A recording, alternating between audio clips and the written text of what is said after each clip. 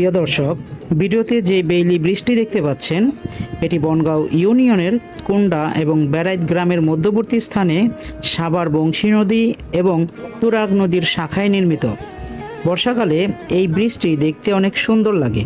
চারপাশে পানি এবং প্রাকৃতিক সৌন্দর্য আপনাকে মুগ্ধ করবে।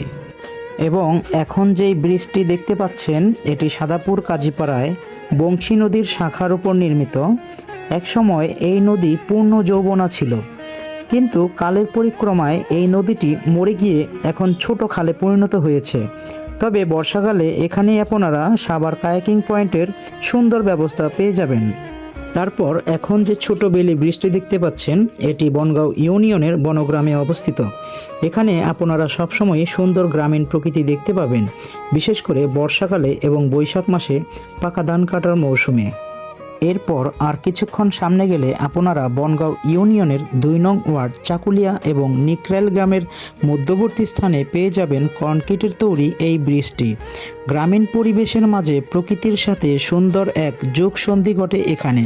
বিশেষ করে দক্ষিণা বাতাস উপভোগ করার জন্য একটি উত্তম স্থান হলো এই ব্রিজটি।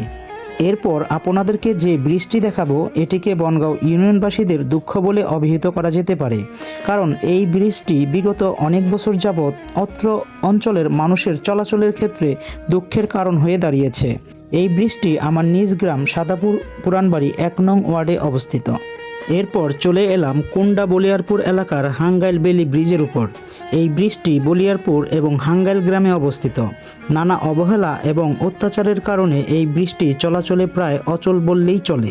এবং সর্বশেষ আপনারা যেই ব্রিজটি দেখতে পাচ্ছেন এটি চাকুলিয়া এবং ভবানীপুর গ্রামের মধ্যবর্তী স্থানে অবস্থিত। ধন্যবাদ সবাইকে। ভিডিওটি ভালো লাগলে শেয়ার করতে ভুলবেন না।